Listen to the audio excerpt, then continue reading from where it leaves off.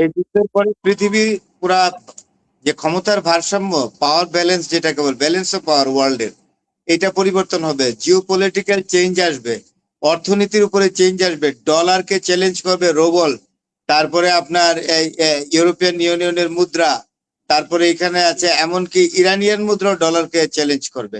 এবং ইরান এই যুদ্ধের পরে আর আগামী 10 বছরে ইরান অর্থনৈতিকভাবে সাংঘাতিক শক্তিশালী অবস্থানে গিয়ে পৌঁছবে।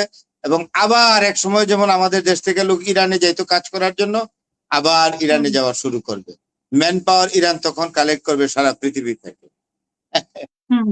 ইরান 10 ইয়ার্স এর মধ্যে শীর্ষস্থানে পৌঁছে যাবে অর্থনীতি, এবং জিওপলিটিক্যাল চেঞ্জ আসবে সাংঘাতিক ভাবে। একটি প্রতিবেশী রাষ্ট্র, আমাদের একটি প্রতিবেশী রাষ্ট্র বেকায়দায় পড়বে, কারণ তারা মুনাফিকি করেছে, তো এটার ফল তাদের ভোগ করতে হবে। ইরান ছেড়ে কথা বলার দেশ না, খালি যুদ্ধটা শেষ হোক, তখন আপনি তামাশা দেখবেন। বুঝতে পারছেন তো? অনেক কিছুরই অনেক পরিবর্তন। ইসরায়েলকে ব্ল্যাঙ্ক চেক দিয়েছিল যেই দেশ, আমাদের পাশের দেশ, যুদ্ধ শুরুর আগের দিনে তো ওনার সাথে দেখবেন, যুদ্ধের আগের দিনে তো আমরা দেখলাম যে সমুদ্রে এবং আপনি এবং সেই দেশটির কর্মরত অনেক লোক ইরানে আছে, তারা বোধহয় আস্তে আস্তে অনেকেই চলে আসতেছে, পুরোটাই চলে আসবে। এবং শুধু তাই নয়, ইরান যখন যুদ্ধে জিতে যাবে তখন মধ্যপ্রাচ্যে তারা, ইরান কিন্তু আরেকটা শর্ত দিয়েছে, এটা বক্তব্য হয়ে গেছে, যে ইরান আরেকটা শর্ত দিয়েছে আমেরিকাকে, যে মধ্যপ্রাচ্যে অর্থাৎ উপসাগরীয় দেশগুলোতে তার যেই সামরিক স্থাপনাগুলো আছে, মিলিটারি বেস, সব উঠিয়ে নিতে হবে আমেরিকাতে। তখন ইরান দর কষাকষিতে আসবে। তখন ইরানের সাথে যারা মুনাফিকি করছে তাদের কিন্তু অবস্থা খারাপ হবে। ইরানের পাতে ভাত খেয়ে সেই পাত্র ছিদ্র করে দিয়ে এসছে, এটার ফল ভালো হবে না। ইরান ভদ্র জাতি, সভ্য জাতি।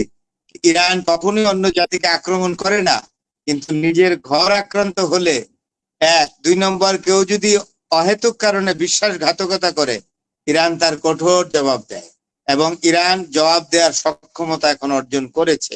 এটা সারা বিশ্ব এখন দেখছে। তো সেই ক্ষেত্রে আমরা আসলে এখন দেখার অপেক্ষা। কিন্তু আগে যে কথায় কথায় ডোনাল্ড ট্রাম্প হুমকি দিত, সেই হুমকিটা কিন্তু এখন আর নাই, যে শেষ করে দিবে, বিলীন করে দিবে, মাটির সাথে মিশিয়ে দিবে ইরানকে। এখন আর সেই ট্রাম্পের এইসব বুলি এখন শিকায় উঠিয়ে রাখতে হবে। এখন ওনাকে দেখে সবাই হাসে। ট্রাম্প হ্যাজ বিকাম এ লাফিং স্টক, একটা হাস্যকর লোকে পরিণত হয়েছে, এবং যে কোনো কথা বললেই মানুষ বিশ্বাস করে না, যে এমনিতেই বলে। লোকটা তো আসলে মানসিকভাবে সুস্থ না, সেই জন্য পাগলের প্রলাপ বলে, তার কথা গুরুত্ব দিও না। আমেরিকার প্রেসিডেন্টের যদি ওজন, ওয়েট এতটাই কমতে কমতে শূন্যের কোটায় গিয়ে পৌঁছেছে, ওয়ার্ল্ডের কোন দেশ, কোন জাতি এই মানুষটাকে এখন আর বিশ্বাস করে না। এবং আমেরিকান জাতি যারা অত্যন্ত সেন্সিটিভ, তারা, আমেরিকা অনেক সভ্য মানুষের বসবাস, অনেক বুদ্ধিজীবী, বুদ্ধিমান মানুষ, দেশপ্রেমিক, তারা কিন্তু এই ডোনাল্ড ট্রাম্পের এই আচরণে, ডোনাল্ড ট্রাম্পের, তারা খুব লজ্জিত বোধ করে।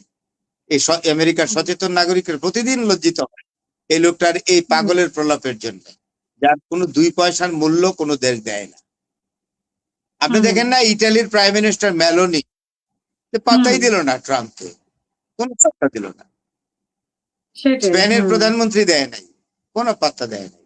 তো সুতরাং এই আমকি ধমকি এই করবে, এটা তো আর ভেনেজুয়েলা না, ইউরোপের দেশগুলো এখন ইরানের মতো একটা প্রাচ্য দেশীয় রাষ্ট্র যখন আমেরিকাকে বিট করে ফেলেছে যুদ্ধে, তো এখন ইউরোপের দেশগুলোকে আমেরিকাকে আর ভয় পায় বলে নেটোতে ফাটল ধরছে। এবং পুতিন খুব কমিটেড, পুতিন নেটোতে একটা ভাগ তৈরি করবে, নেটোকে ডিভাইড করে ফেলবে পুতিন মিলিটারিলি, সেটা মিলিটারি ক্যাম্পেইনের মাধ্যমে।